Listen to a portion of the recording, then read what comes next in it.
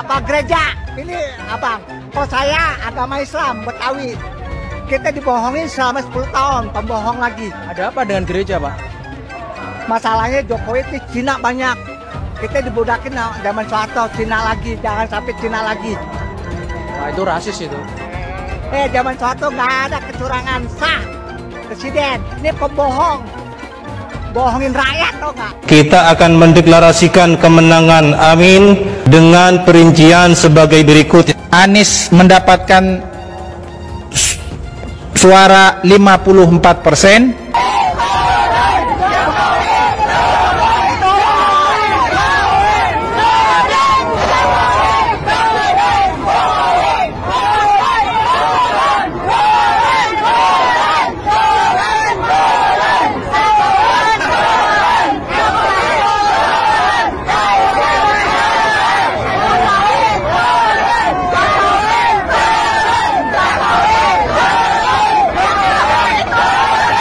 Beb, apakah tidak pilih Anies masuk neraka? Kata siapa? Siapa yang ngomong begitu? Ini negara demokrasi, orang bebas mau pilih siapapun. Kan udah pernah bahas di ceramah itu. Nggak boleh saling mengkafirkan, apalagi ngomong, oh kalau nggak pilih ini masuk neraka, itu orang goblok yang ngomong begitu. Jokowi itu apa sih? Jokowi itu apa? Ya Allah, dia itu seperti boneka golek, ditata ke sini ditata ke sini tapi sebenarnya lebih pinter anak saya loh. Bener apa enggak? Lebih pinteran anak saya, anak TK.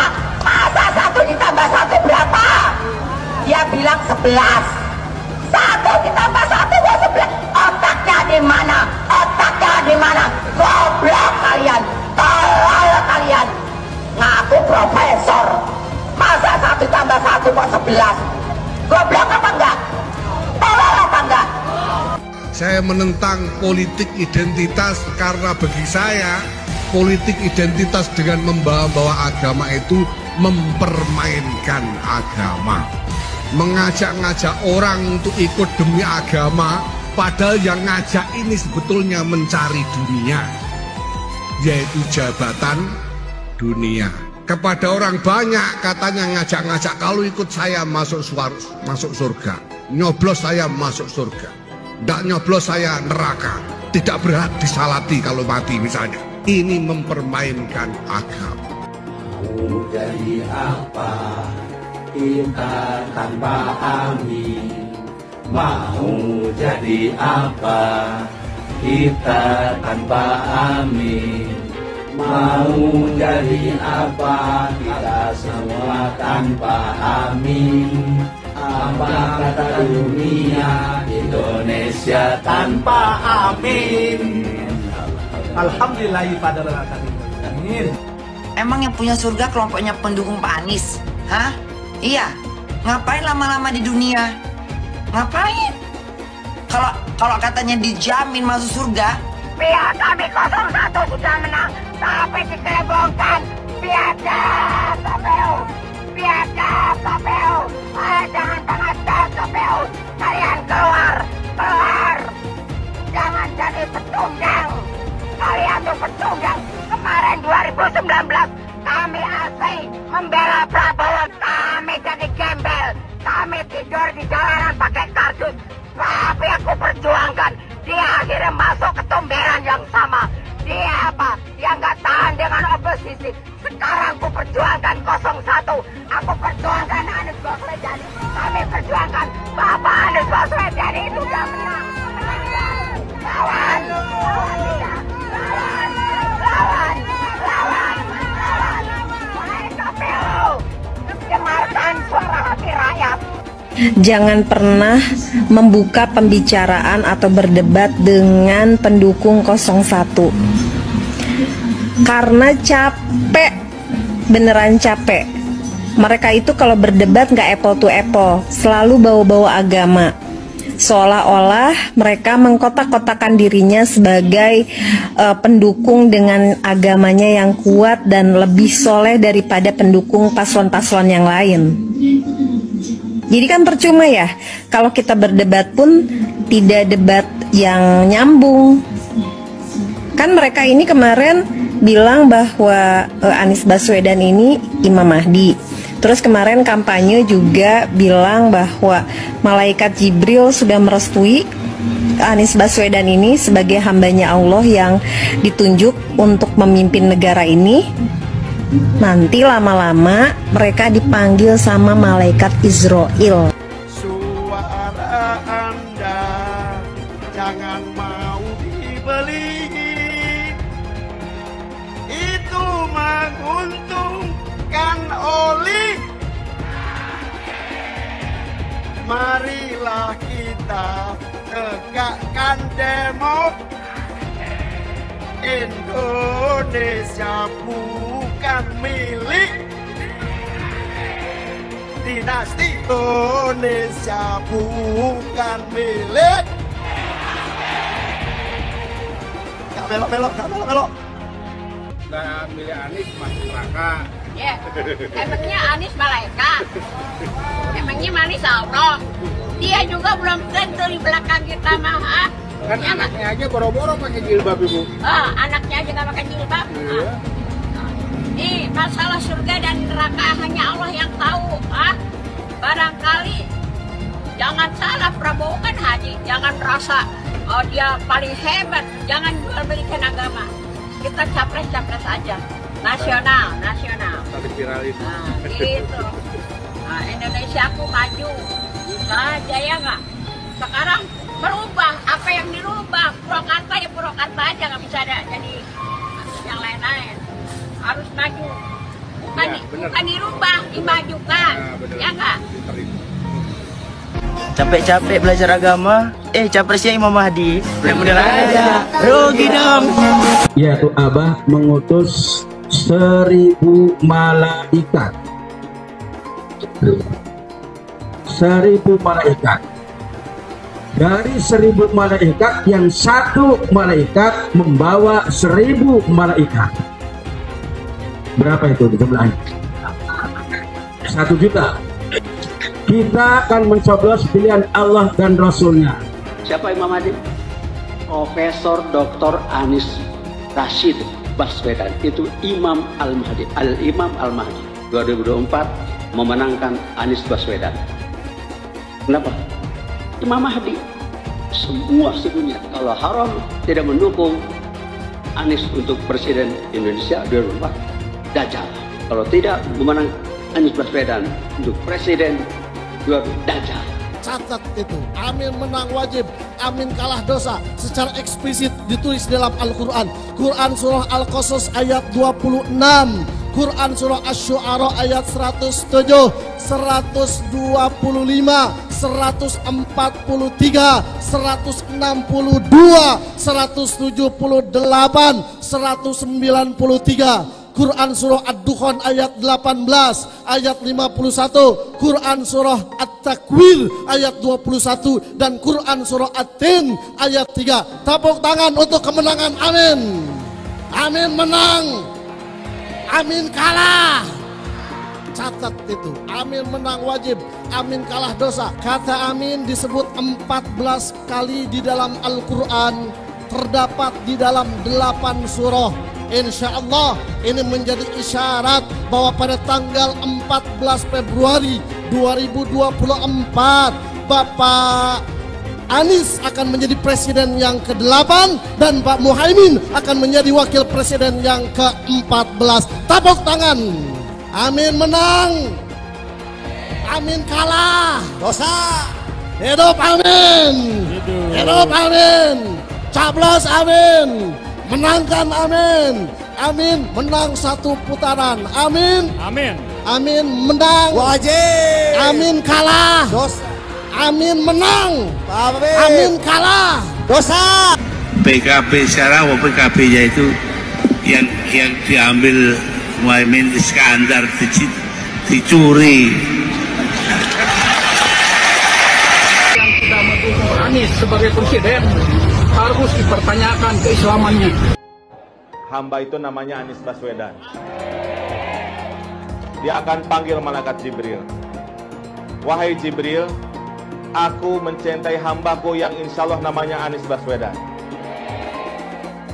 Kabarkan kepada seluruh umatku, seluruh makhlukku, bahwa aku mencintai Anies Baswedan, maka Jibril akan mengatakan kepada seluruh makhluk di langit, seluruh makhluk di bumi, cintailah Anies Baswedan.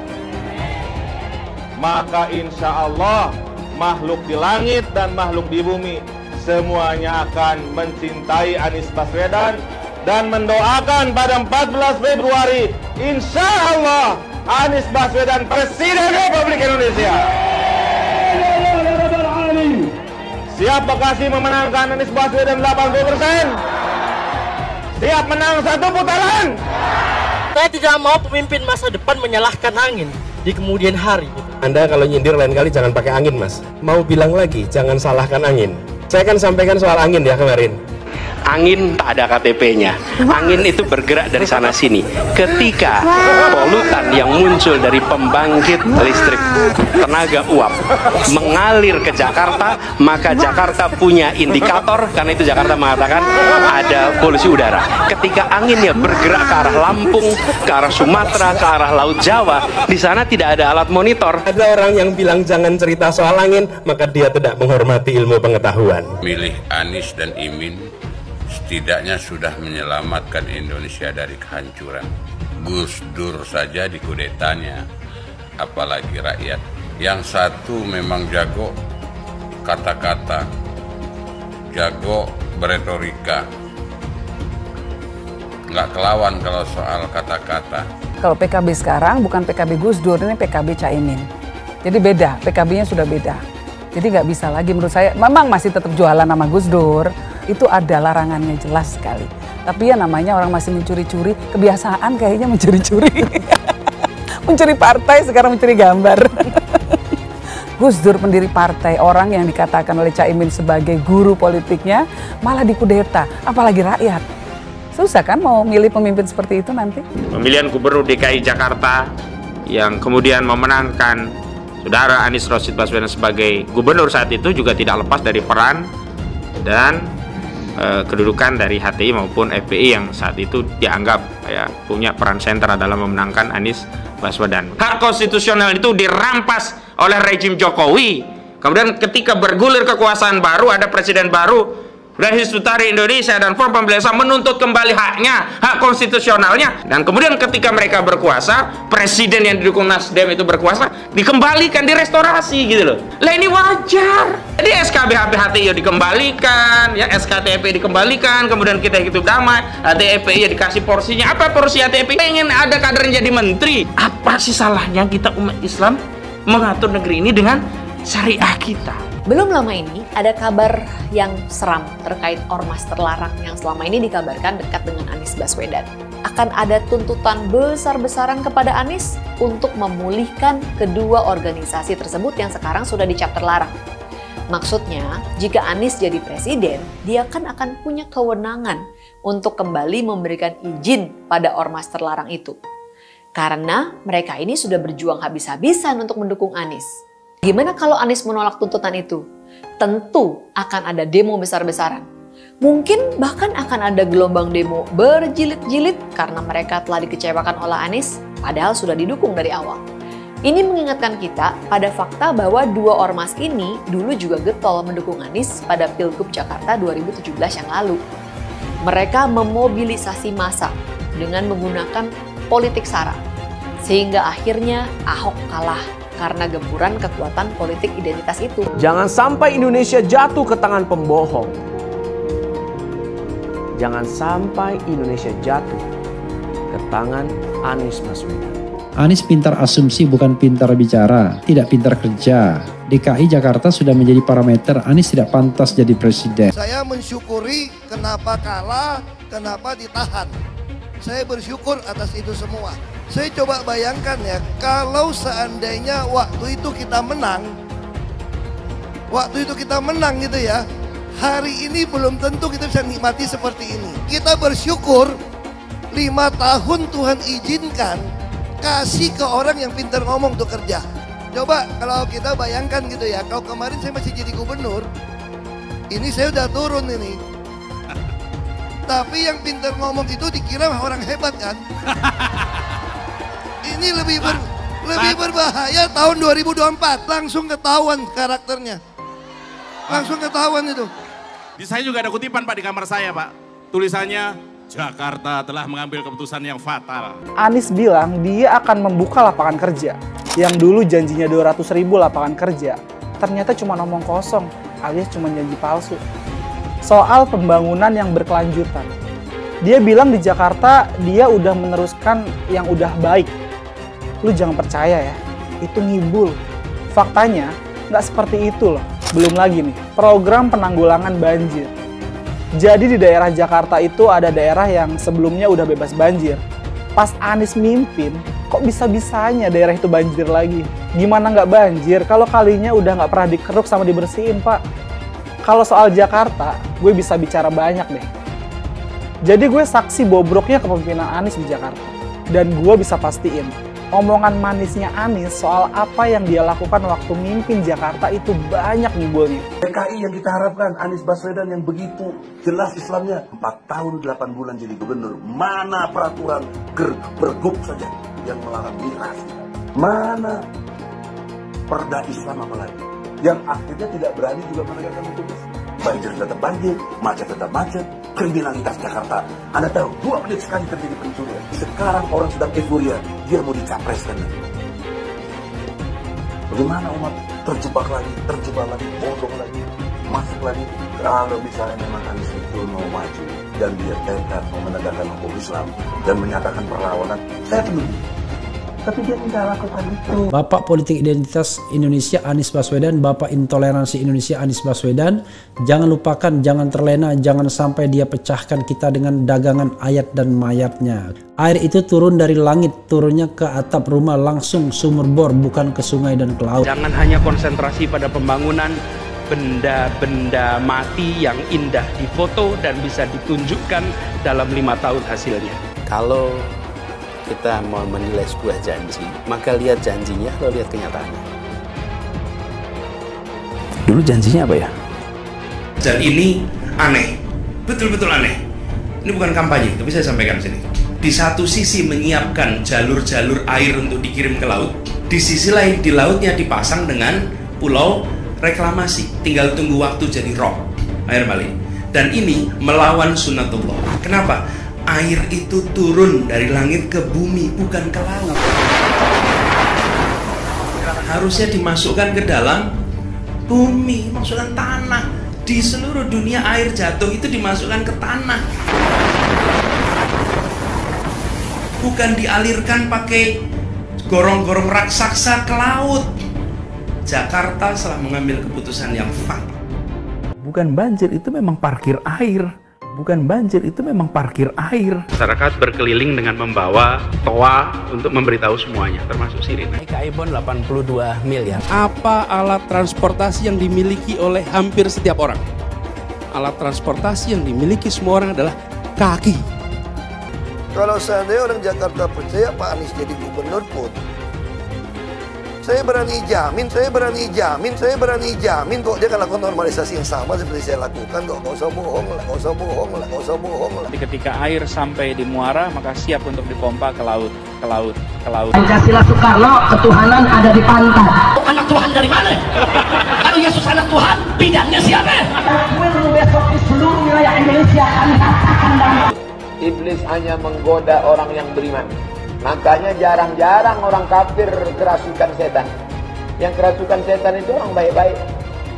Jarang, saya belum pernah nengok Cina kerasukan setan. Pernahkah Ahok itu kerasukan setan?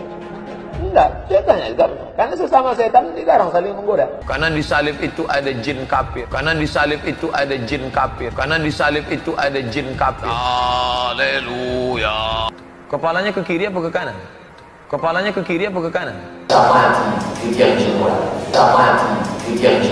Kita percaya salib itu lambang mulia, bukan jin. Kok ketawa? Aku nggak nyindir siapa-siapa loh. Saya nggak pernah mundur untuk kebenaran, keadilan, kejujuran dan peri kemanusiaan. Gue nggak pernah mundur. Dan gue nggak pernah takut juga sama lu. Siapapun yang rasis, gue akan hadapin. Gue bilang. Karena rasis itu tidak berperi kemanusiaan. Kalau saya ditanya dulu kan, kamu nyesel nggak statement kamu di Pulau Seribu sehingga masih masuk penjara? Tidak pernah nyesel.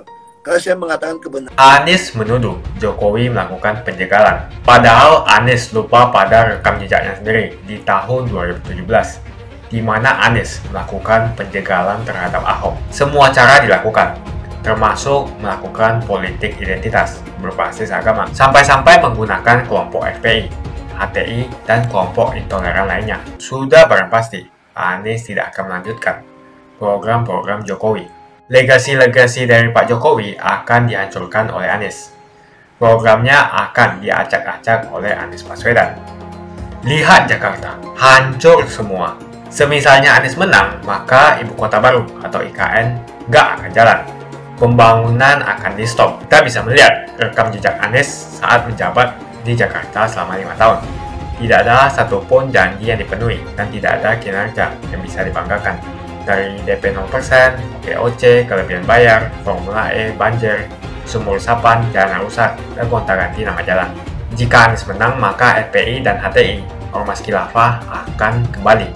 Apa kita mau Pancasila diganti oleh Khilafah?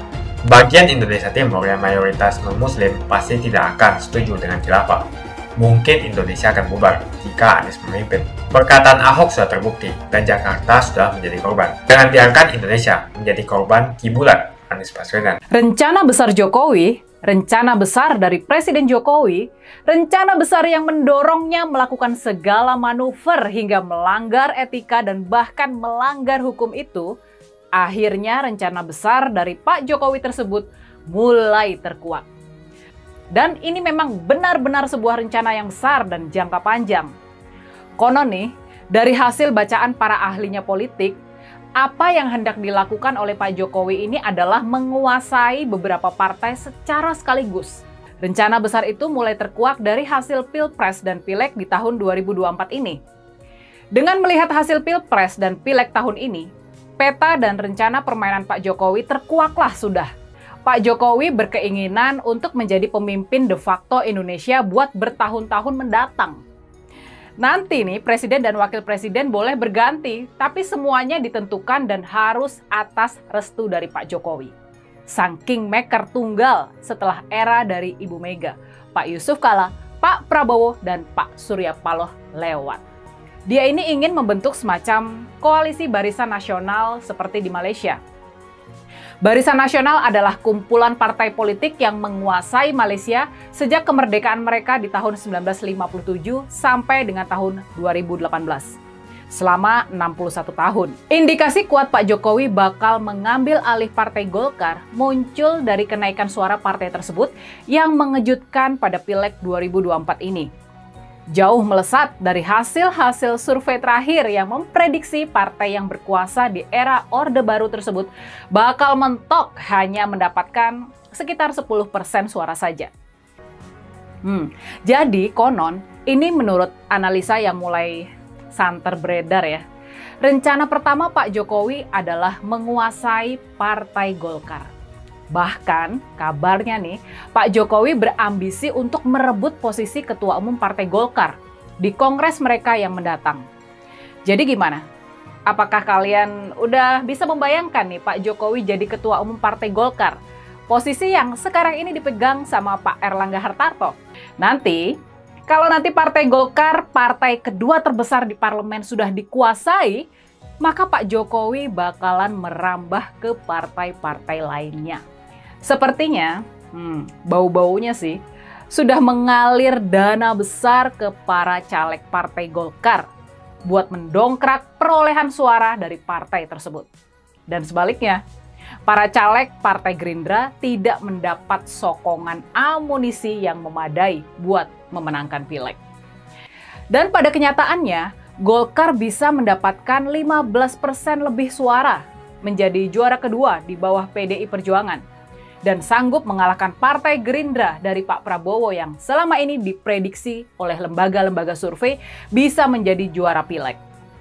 Setelah menguasai 15% suara Partai Golkar, konon sasaran berikutnya dari Pak Jokowi adalah merebut PKB atau Partai Kebangkitan Bangsa.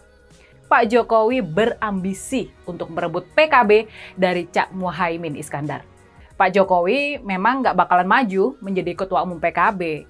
Tapi konon nih, melalui proksi-proksinya seperti Gus Yakut Khalil Qomas yang merupakan Menteri Agama dan Gus Saifullah Yusuf yang merupakan Sekjen Nahdlatul Ulama. Inilah manuver, inilah rencana besar yang terinspirasi dari pembentukan Barisan Nasional di Malaysia tadi. Dalam koalisi permanen Pak Jokowi, tampaknya Partai Golkar bakal berperan sebagai UMNO, pemimpin koalisi. Dan bisa ditebak, Pak Jokowi berambisi menjadi ketua dari koalisi Golkar, PKB, dan PAN ini. Kalau manuver ini berhasil, sekitar 11% suara PKB bakalan masuk ke kantong Pak Jokowi. Dan lalu langkah berikutnya nih, Pak Jokowi akan menyatukan Partai Golkar, PKB, dan juga PAN, Partai Amanat Nasional. Partai yang selama ini sudah nurut sama Pak Jokowi ke dalam sebuah ikatan koalisi permanen. Dengan kekuatan suara sepertiga dari jumlah kursi di parlemen, Pak Jokowi sebagai ketua koalisi, dia juga punya kedudukan dan daya tawar yang kuat terhadap siapapun yang menjadi presiden dan wakil presiden kelak. Dengan kekuatan suara sepertiga dari jumlah kursi di parlemen, koalisi Jokowi punya kedudukan dan daya tawar yang kuat terhadap siapapun yang menjadi presiden dan wakil presiden kelak. Setelah dibentuk, koalisi Pak Jokowi diperkirakan bakal menguasai sampai 33% suara di parlemen. Dia bakal jauh mengungguli PDI Perjuangan maupun Partai Gerindra. Bahkan, koalisi Jokowi ini diprediksi tetap unggul, walaupun PDI Perjuangan dan Partai Gerindra menggabungkan kekuatan. Ambisi Pak Jokowi adalah menjadi lebih besar dari PDI Perjuangan. Caranya adalah dengan menguasai partai-partai yang relatif lemah menggunakan kekuasaan sangat besar yang sekarang ini masih dia pegang selaku seorang presiden. Jadi gimana? Sekarang sudah paham akan apa yang jadi rencana besar Pak Jokowi selama ini? Setelah ambisinya buat menjadi presiden 3 periode tidak mendapatkan restu dari Ibu Mega, dan sudah pasti Pak Jokowi kecewa berat sama Ibu Mega, sekarang ambisi Pak Jokowi adalah mengalahkan PDI Perjuangan, partainya Ibu Mega. Itulah tampaknya yang menjadi rencana besar dari Pak Jokowi ke depannya.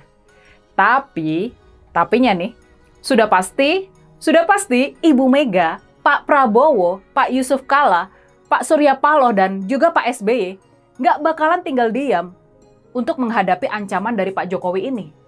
Apalagi dalam menggapai ambisinya itu, Pak Jokowi tampaknya sudah menghalalkan segala cara, sampai melanggar etika dan juga hukum segala. Jokowi takut legasinya dirusak Anies Baswedan.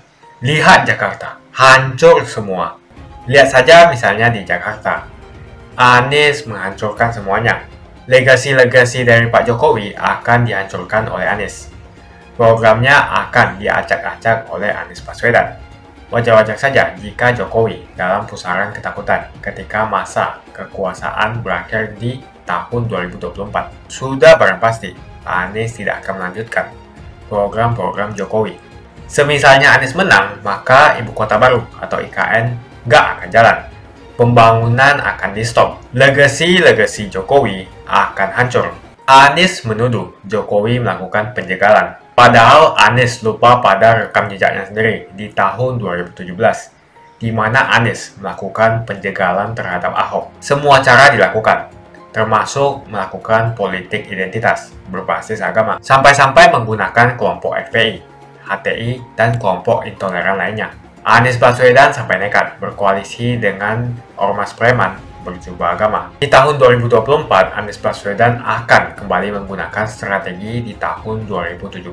Kelakuan-kelakuan relawan Anies yang menjalankan strategi ini masih pakai pola yang lama. Pola yang lama berupa membangun opini negatif terhadap pemerintah dan Komisi Pemilihan Umum. Curangan Anies lainnya adalah melakukan kampanye sebelum waktunya, di mana dia mengganti namanya menjadi head start untuk membingungkan publik. Atau kecurangan Anies Baswedan yang menggunakan jet pribadi saat kampanye di mana-mana. Berapa kecurangan dari biaya kampanye yang menggunakan jet pribadi?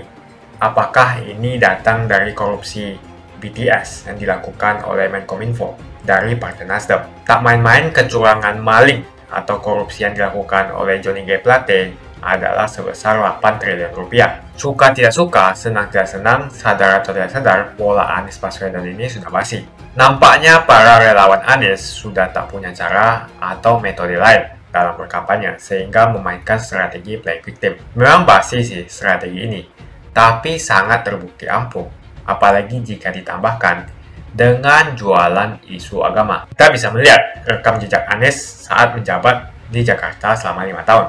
Tidak ada satupun janji yang dipenuhi dan tidak ada kinerja yang bisa dibanggakan.